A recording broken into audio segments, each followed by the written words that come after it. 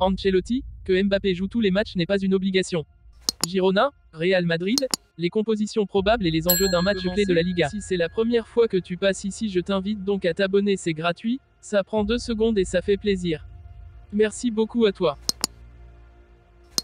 L'entraîneur du Real Madrid, Carlo Ancelotti, est passé en conférence de presse à la veille du déplacement de son équipe à Girona. Par où doit passer le match contre Gérone? C'est compliqué. Gérone se porte bien. Ils sont en Ligue des Champions, mais ils sont très compétitifs. Nous devons le prendre comme une opportunité. Il fait l'objet de nombreuses critiques. Ce sont des critiques que je dois accepter. L'équipe ne donne pas le meilleur d'elle-même et, comme toujours dans le football, l'entraîneur est le principal responsable. Cela dit, j'ai l'impression que vous me tapez trop sur les doigts. Peut-être êtes-vous fatigué de moi. Moi je ne suis pas fatigué. La critique est acceptable et je la comprends. Parfois, c'est du carburant. Vinicius est à la barre. Revoir Vinicius est une bonne nouvelle, il s'est très bien rétabli. Il ne sera pas prêt pour demain, mais il sera prêt pour la Ligue des Champions. Alaba a repris l'entraînement mais il a besoin d'un mois supplémentaire. Il sera de retour en janvier. La date limite pour lui est l'année prochaine. À quel niveau se situe votre inquiétude? Nous devons être optimistes, compte tenu des problèmes que nous avons eus. Nous avons un effectif de valeur et de qualité. Nous n'avons pas été à notre meilleur niveau, mais nous le serons. Tôt ou tard, je suis moyennement inquiet. L'équipe souffre face au pressing adverse. Il est vrai que Liverpool et l'Athletic sont des équipes très vaillantes. Pour y remédier, nous devons jouer plus directement. Chercher le deuxième ballon, c'est la solution la plus simple. Un long ballon et se battre sur le deuxième ballon. C'est ce que nous pouvons faire à l'avenir, ne pas trop forcer le ballon depuis l'arrière. Nous avons joué des finales de Ligue des Champions en utilisant ce système. J'ai très bien appris cela en Angleterre. Le long ballon est un autre élément du football. Si vous n'avez pas de grands attaquants, le deuxième ballon, lorsqu'il tombe, est également important. Les défenseurs centraux peuvent gagner le premier ballon, mais ce qui est important, c'est le moment où le ballon retombe. Mbappé est toujours sous les projecteurs, lui avez-vous parlé? Le problème de Mbappé est-il mental? La question des pénaltys, pour l'instant, dépend de la motivation. Il faut qu'il s'accroche pour le moment, parce que ce mauvais moment, tôt ou tard, se terminera.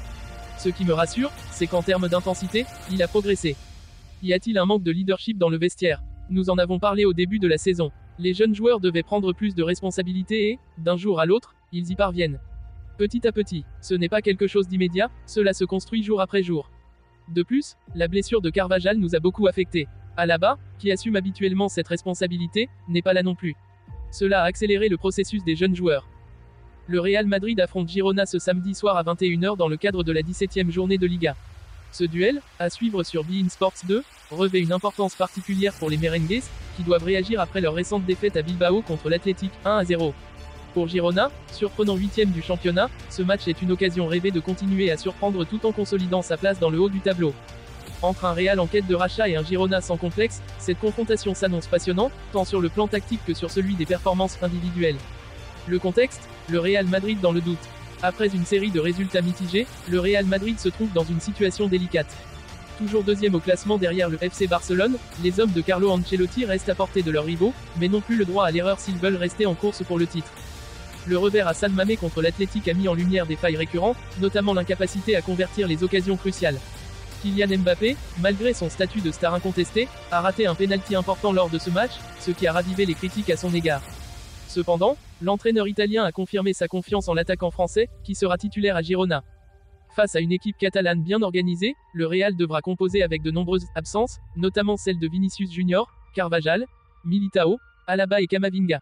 Ces blessures limitent les options de rotation pour Ancelotti, obligeant l'équipe à s'adapter en permanence. Malgré tout, l'entraîneur semble déterminé à revenir à un système en 4-3-3, capable d'exploiter la profondeur de son banc et de ses individualités. Girona, la sensation de la saison. De son côté, Girona est sans doute l'équipe la plus surprenante de cette saison en Liga. Promu il y a quelques années, le club catalan a su bâtir une équipe solide et compétitive grâce à un recrutement intelligent et un style de jeu attractif. Sous la direction de Michel, Girona occupe actuellement une 8e place méritée, synonyme presque de qualification européenne si la saison s'arrêtait aujourd'hui. Avec des joueurs comme Bryan Gil, Donny van de Beek ou encore Oriol Romeu, l'équipe possède un mélange d'expérience et de jeunesse qui fonctionne parfaitement. Girona n'a pas l'intention de reculer face à une équipe madrilène affaiblie et espère exploiter ses failles défensives. Les Catalans auront également l'avantage de jouer devant leur public, dans un stade où ils n'ont perdu que très rarement cette saison. Une victoire contre le Real Madrid leur permettrait de consolider leur statut d'équipe en forme et d'envoyer un signal fort au reste du championnat. Les compos probables, Real Madrid, un 11 remanié mais dangereux. Malgré les absences majeures, Carlo Ancelotti devrait aligner une équipe compétitive, en misant sur un système en 4-3-3, plus équilibré et adapté aux forces en présence. Le 11 du Real Madrid. Gardien, Thibaut Courtois reste indiscutable dans les cages. Toujours solide, le portier belge devra encore briller pour maintenir son équipe dans le match. Défense, la charnière centrale sera composée de Antonio Rudiger, pilier défensif, et du jeune Asensio, impressionnant ces dernières semaines. Sur les côtés, Ferland Mendy pourrait retrouver sa place de titulaire à gauche, tandis que Lucas Vazquez occupera le flanc droit, profitant de l'absence de Carvajal. Milieu de terrain, la composition au milieu de terrain devrait voir Aurélien Tchouaméni ou Dani Ceballos jouer en pivot, accompagné par Jude Bellingham, auteur d'une saison phénoménale, et Federico Valverde, précieux par son activité et sa polyvalence. Attaque, en l'absence de Vinicius, l'attaque reposera sur le trio Kylian Mbappé, Rodrigo, et Brahim Diaz. Mbappé sera le fer de lance, tandis que Rodrigo évoluera probablement sur le côté gauche, avec Diaz apportant sa technique sur la droite. Si probable du Real Madrid, Courtois, Lucas Vazquez, Rudiger, Asensio, Mendy, Valverde, Tchouaméni, ou Ceballos, Bellingham, Brahim Diaz, Mbappé, Rodrigo. Le 11 de Girona, Michel devrait aligner un 4-2-3-1, avec un équilibre entre solidité défensive et créativité offensive.